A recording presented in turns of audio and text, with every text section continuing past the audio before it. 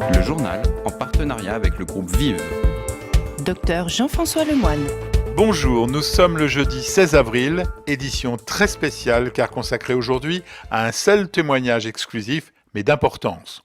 Au moment où la version chinoise de l'éruption du coronavirus dans nos vies est particulièrement mise à mal de toutes parts et que le doute commence à faire son œuvre, le professeur Luc Montagnier fait éclater une bombe en exclusivité dans notre journal. N'oublions pas que c'est un prix Nobel de médecine et il raconte une toute autre histoire que la version officielle chinoise, chauve-souris, marché populaire de Wuhan, malchance, pour ramener l'origine au laboratoire de virologie de Wuhan où certaines recherches auraient franchi des limites, probablement au dernier semestre 2019, avec les conséquences mondiales que l'on mesure aujourd'hui. Alors écoutez-le, l'argumentation est étayée, impossible à notre niveau de la vérifier, et bien évidemment je lui ai posé la question du complotisme qui sera inévitablement évoquée. Professeur Montagnier, bonjour. Ce coronavirus a été décodé assez rapidement par rapport à d'autres, comme celui du VIH qui vous a valu votre prix Nobel de médecine. Mais selon vous, ce décryptage est incomplet. C'est-à-dire que le laboratoire de la ville de Wuhan s'est spécialisé sur ce type de virus, ces coronavirus, depuis très longtemps, depuis le début des années 2000. Donc, ils ont une expertise dans ce domaine, et ce qui m'a poussé à regarder de près, si vous voulez, la description du génome, c'est-à-dire la séquence de l'acide nucléique, qui est un ARN, de ce virus. Voilà, alors ça c'est le début, si vous voulez, d'une analyse qui a été faite, non seulement par moi, mais aussi surtout par mon collègue mathématicien, qui s'appelle Jean-Claude Pérez, et qui continue maintenant à développer ce que j'appellerais une biomathématique, c'est-à-dire l'application des mathématiques à la biologie. Alors, donc il a effectivement fouillé dans les moindres détails de la séquence. On n'a pas été les premiers, puisque un groupe de chercheurs indiens a essayé de publier une analyse qui montrait que le génome complet de ce virus, de ce nouveau virus, coronavirus, avait des séquences d'un autre virus qui est, aux surprises pour moi, qui est le VIH, le virus du sida. Alors, ceci a été publié d'abord par le groupe indien. On l'a obligé de se rétracter parce qu'il y a une énorme pression pour tout ça, n'est-ce pas, pour que la vérité fasse jour. Mais la vérité scientifique fait toujours par dominer, si vous voulez, par émerger même de tout ce qu'on veut cacher. On peut comprendre que trouver des morceaux de VIH dans ce coronavirus a dû vous troubler, mais n'est-ce pas tout simplement une mutation naturelle de ce virus dans l'organisme d'un malade atteint du sida ? Non, parce que, si vous voulez, pour insérer une séquence de VIH dans le génome, il faut avoir des outils moléculaires. C'est pas le patient qui va le faire. C'est l'homme de laboratoire. Maintenant, il y a quelques années, c'était dur, maintenant c'est beaucoup plus facile. C'est beaucoup plus facile maintenant. Cette hypothèse naturelle étant levée, ce ne peut être donc qu'une manœuvre délibérée. Alors, l'hypothèse, c'est que ce virus sort du laboratoire de Wuhan. Il y a un laboratoire de haute sécurité, malgré tout. Ce virus a échappé peut-être à ses promoteurs.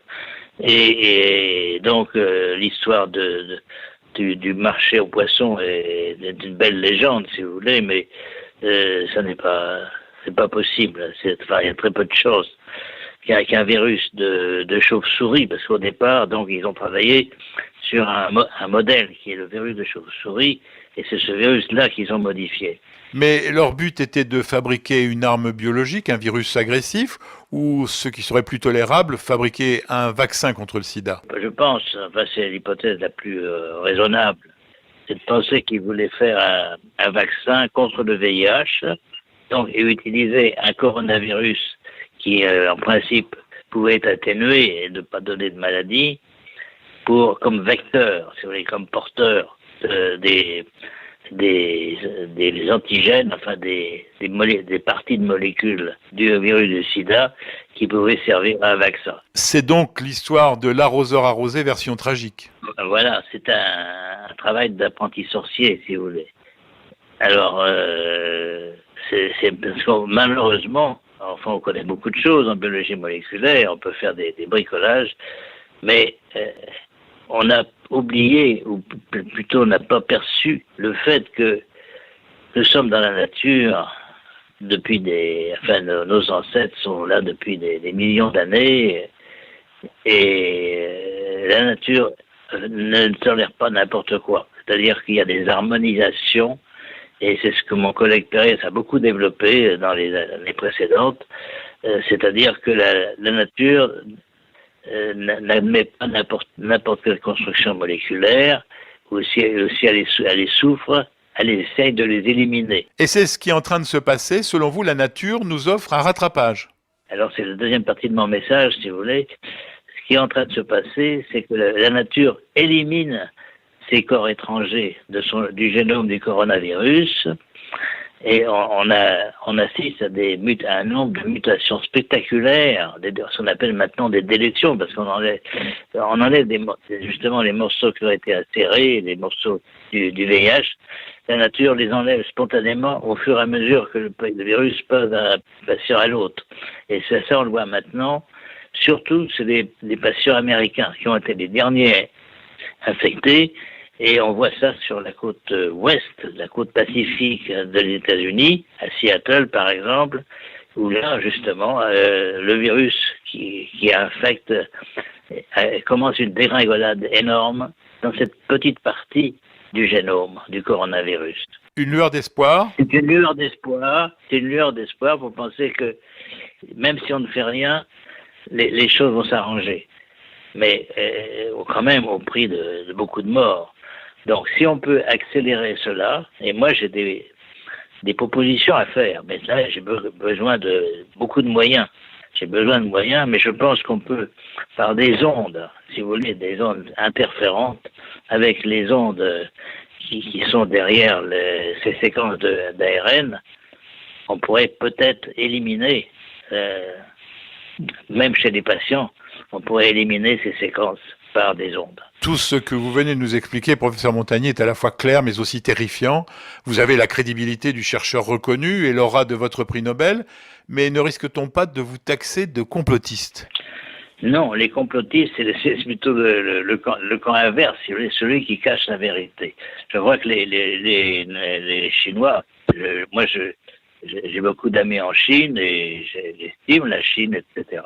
J'ai passé d'ailleurs plusieurs semaines, juste avant l'histoire du corona, j'étais en Chine. J'estime que le gouvernement chinois faciliterait beaucoup les choses en reconnaissant qu'il y a eu des choses qui se sont passées dans son laboratoire de haute sécurité à Wuhan. De toute façon, la vérité va éclater. Si vous voulez, ce que j'ai dit sur les séquences, les insertions de séquences étrangères, il n'y a pas seulement les rétrovirus, il y a aussi d'autres séquences, par exemple du germe de la malaria, etc.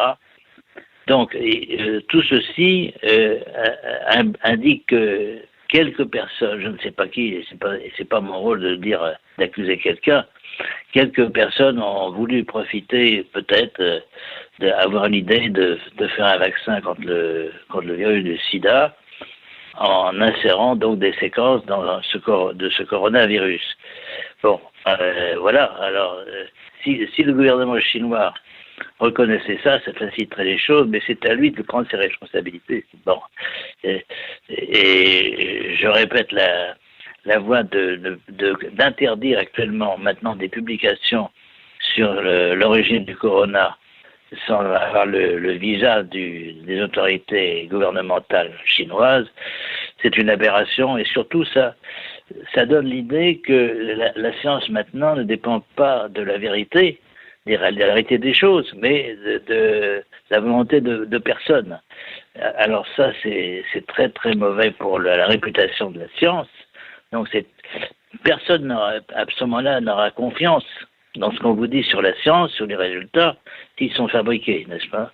Et si on empêche la vérité d'éclater. Donc c'est une très mauvaise position. J'espère que le gouvernement chinois ira jusqu'au bout. Je crois qu'il commence à reconnaître que des travaux ont été faits sur le corona. Il faut savoir qu'il y a eu une aide américaine, financière importante au moins, mais peut-être aussi scientifique, à ces équipes chinoises. Donc ce n'est pas seulement une origine chinoise de cette affaire, mais bon, il faut attendre. Donc si vous voulez, mon but n'est pas de faire une enquête policière et d'accuser des personnes. C'est pas, je pense que c'est une erreur. Errare humanum est, disait-on, n'est-ce pas, au latin. L'erreur est humaine. Et par exemple aussi, autre exemple récent, l'Iran a tué beaucoup de personnes d'un avion, en se trompant. Ils l'ont reconnu. Bon, ils l'ont reconnu. Alors, j'espère que la Chine est assez grande elle-même pour pouvoir reconnaître que c'est une erreur. Merci, professeur Montagnier. C'est clair et glaçant.